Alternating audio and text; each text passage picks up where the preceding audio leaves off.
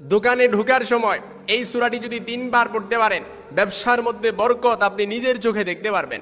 আপনার ব্যবসায় বেশি বিক্রি হবে, এমনকি ওই ব্যবসার মধ্যে উন্নতি লাভ করতে পারবে, যা আপনি নিজের চোখেই দেখতে পারবেন। আপনার যখন দোকানে ঢুকবেন, দোকানে ঢোকার সময় এই সূরাটি যদি 3 বার পড়তে পারেন, ইনশাআল্লাহুল আজিজ। সাহাবী সাআদ ইবনে সাঈদ রাদিয়াল্লাহু তাআলা আনহু থেকে বর্ণিত, রাসূলের কাছে এক ব্যক্তি যখন দারিদ্রতার অভিযোগ করলো, তখন রাসূল ওই ব্যক্তিকে এই সূরাটির আমল শিক্ষা দিয়েছেন। কিছুদিন পর ওই ব্যক্তি রাসূল সাল্লাল্লাহু আলাইহি সাল্লামের এই আমলটি করার কারণে আল্লাহ তাআলা তার দারিদ্রতা দূরীভূত করে দিয়েছেন।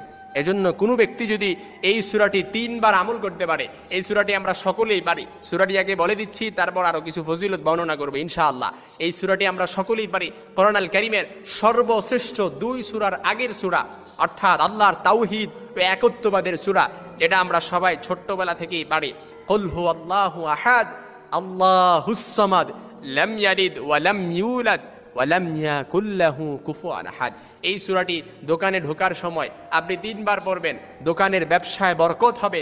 কিংবা ঘরের মধ্যে যদি প্রবেশ করে, ঘরের দরজায় দাঁড়িয়ে এই সূরাটি 3 বার পড়তে পারেন, ঘরের অভাব অনটন দুশ্চিন্তাও দূরীভূত হয়ে যাবে। এই সূরাটি আমরা পারি, সকলেই পারি। রাসূল সাল্লাল্লাহু আলাইহি ওয়াসাল্লাম থেকে বর্ণিত জনৈক সাহাবী রাসূলুল্লাহ সাল্লাল্লাহু আলাইহি সাল্লামের কাছে এসে বলেন, ইয়া রাসূলুল্লাহ, আমি সূরা ইখলাসকে অনেক ভালোবাসি। রাসূল সাল্লাল্লাহু আলাইহি সাল্লাম তখন বললেন, এই ভালোবাসা তোমাকে জান্নাতে প্রবেশ করে। সহিহ বুখারীতে হাদিসটি এসেছে, রাসূল সাল্লাল্লাহু আলাইহি সাল্লাম যখন এক ব্যক্তিকে দেখলেন সে সূরা ইখলাস পড়ে এবং সূরা ইখলাসকে ভালোবাসে, তখন রাসূল বললেন, ওয়াজাবাত, তার জন্য ওয়াজিব হয়ে গেছে। সাহাবীরা বললেন, ইয়া রাসূলুল্লাহ, তার জন্য কি ওয়াজিব হয়ে গেছে? রাসূল বললেন, ওয়াজাবাত লাহুল জান্নাহ, তার জন্য জান্নাত ওয়াজিব হয়ে গেছে। এজন্য সূরাতুল ইখলাস, কোরআন আল কারীমের যে ব্যক্তি সূরাতুল ইখলাস 3 বার পড়বে, আল্লাহ তাআলা তাকে কোরআন আল কারীমের, অর্থাৎ কোরআন আল কারীমের পুরনো 1 খতম কোরআন পড়ার সওয়াব আল্লাহ তাআলা তার আমলনামায় অটোমেটিক্যালি দিয়ে দিবে। একবার পড়ছেন কোরআন আল কারীমের 1/3 সমান 10 পারার সওয়াব হবে। 2 বার পড়ছেন 20 পারা, 3 বার পড়ছেন 30 পারার সওয়াব আল্লাহ তাআলা তার আপনার আমলনামায় দিয়ে দিবে। এজন্য সূরাতুল ইখলাস এটা এমন একটা ফজিলতপূর্ণ সূরা, আল্লাহর তাওহীদ ও একত্ববাদের সূরা। কুল হুয়াল্লাহু আহাদ আল্লাহুস সামাদ লাম ইয়ালিদ ওয়া লাম ইউলাদ ওয়া লাম ইয়াকুল লাহু কুফুয়ান আহাদ। হে রাসূল বলেন, আল্লাহ এক, অদ্বিতীয়, তার কোনো সমকক্ষ নেই। তিনি কারো কাছ থেকে জন্ম নেননি কিংবা তিনি কাউকে জন্ম দেয়নি। ওয়ালাম ইয়াকুল লাহু কুফুয়ান আহাদ, আল্লাহ কারো মুখাপেক্ষী নয়, সবাই তার মুখাপেক্ষী। আমরা আল্লাহর ধন্না দেই, কিন্তু আল্লাহ কারো ধন্না দেয় না। আমরা আল্লাহর মুখাপেক্ষী, কিন্তু আল্লাহ কারো মুখাপেক্ষী নয়। এই জন্য সূরাতুল ইখলাসকে যে ব্যক্তি ভালোবাসবে, এই ভালোবাসাই তাকে জান্নাত নিয়ে যাবে। যে ব্যক্তি সূরাতুল ইখলাসকে ভালোবাসবে, ওয়াজাবাত লাহুল জান্নাহ, তার জন্য জান্নাত ওয়াজিব হয়ে যাবে।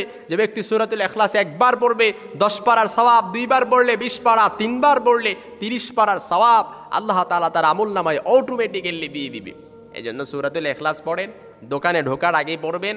দোকানে ব্যবসায় বরকত হবে, দোকানের দারিদ্রতা দূর হয়ে যাবে, ব্যবসায় উন্নতি হবে, যেটা আপনার নিজের চোখে আপনি ফলাফল দেখতে পারবেন। পরবর্তীতে বলবেন যে হুজুর, আপনি আমলটা দিয়ে দিয়েছেন, আলহামদুলিল্লাহ, এখন ফলপ্রসূ হয়েছি, এখন আলহামদুলিল্লাহ আমার ব্যবসায় উন্নতি হয়েছে, আমার ব্যবসায় বরকত হয়েছে, এখন আলহামদুলিল্লাহ কন্টিনিউয়াসলি ব্যবসার মধ্যে বরকত হয়। তবে শর্ত হচ্ছে ওই ব্যবসার মধ্যে কোনো হারাম টাকা প্রবেশ করানো যাবে না, হারাম প্রবেশ করানো যাবে না, কোনো মিথ্যা কথা বলা যাবে না।